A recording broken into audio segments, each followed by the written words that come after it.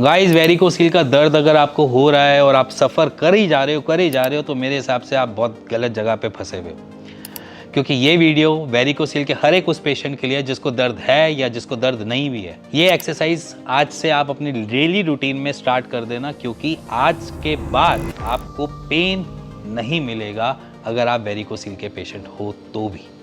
Easy है, mild grade है, first grade है, थर्ड ग्रेड है, फोर्थ ग्रेड है, फिफ्थ ग्रेड भी है, तो भी सब में ही ये काम करेगा। बहुत ईजी एक्सरसाइज है। मेरे पास वॉल का सपोर्ट नहीं है, नहीं तो वॉल का सपोर्ट होता तो मैं आपको डेफिनेटली वॉल का सपोर्ट लेकर दिखाता कि कैसे करनी है।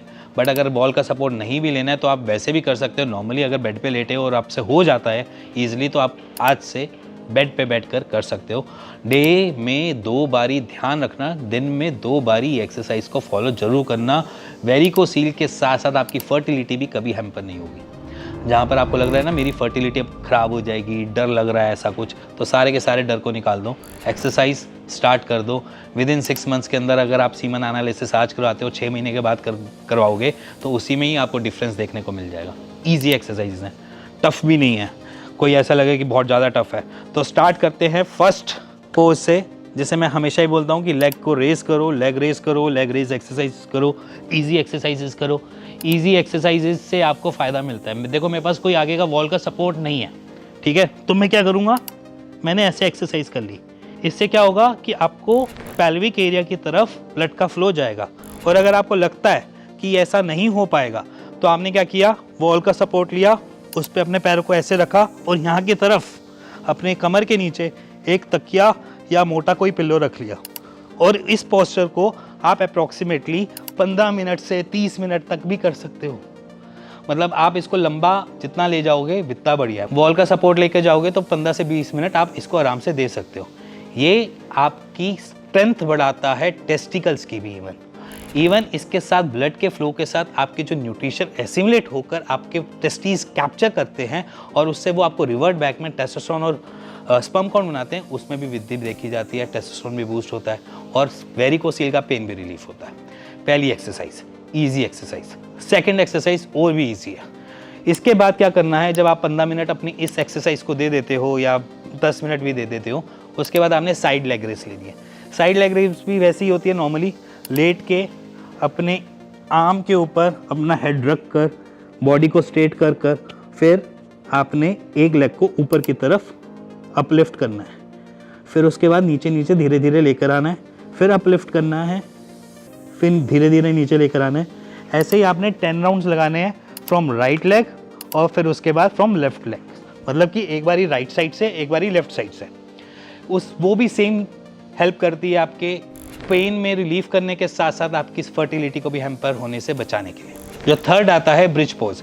ब्रिज पोज मैं उन्हीं पेशेंट्स को रिकमेंड करता हूँ जहाँ पर एसिम्प्टोमेटिक वेरिकोसील कंडक्ट होता है। क्योंकि क्या होता है, वेरिकोसील में जब पेन में ब्रिज पोज हम करते हैं या ड्यूरिंग हम उसमें करते हैं तो बहुत सारे पेशेंट्स की एक बारी कंप्लेंट रही है कि एक ब्रिज पोज और मल आसन में उनका पेन थोड़ा सा बढ़ जाता है। तो जिनको ऐसा लगता है वेरिकोसील में जहाँ पर ब्रिज पोज या मल आसन के टाइम पर उनका पेन बढ़ता है तो वो उसको ना करें, बिल्कुल ना करें।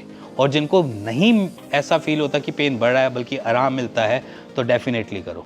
तो प्लीज़ एक बारी टेस्ट एंड ट्रायल कर लेना डेली रूटीन में ब्रिज पोज और मल आसन को। बाकी ये 2 एक्सरसाइज तो मैंडेटरी है, चाहे पेन है चाहे नहीं पेन है, चाहे कुछ भी हो रहा हो आपके साथ, ये एक्सरसाइज करनी जरूरी है, जो 2 एक्सरसाइज मैंने अभी आपको बताई है। अब इसमें क्या करना है आपने, ब्रिज पोज में नॉर्मल होता है, हम इंद्रधनुष भी बोल देते हैं इसको।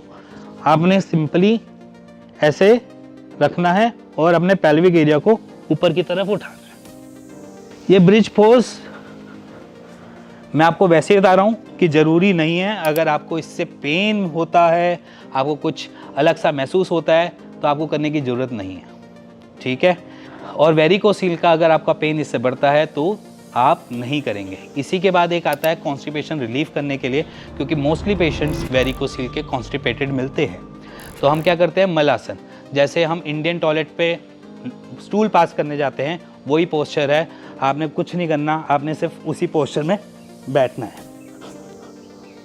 ये है मलासन। और ये मलासन को आपने अपने डे टू डे की रूटीन में करना है। और अगर आप इंडियन टॉयलेट पे बैठ सकते हैं या इंडियन टॉयलेट आपके घर में अवेलेबल है तो आप प्लीज़ इंडियन टॉयलेट को यूज़ करो, वहाँ पर ये आसन करने की ज़रूरत भी नहीं पड़ेगी।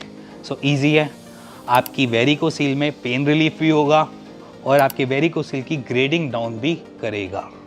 इसी के साथ आपको रिलीफ देगा और आपकी कभी भी फर्टिलिटी हैम्पर नहीं होने देगा। तो ईजी एक्सरसाइजेज वेरिकोसील की पेन रिलीफ के साथ साथ वेरिकोसील को हील करने में भी लाभदायक है। इसी के साथ मिलते हैं नेक्स्ट वीडियो के लिए, तब तक गुड बाय।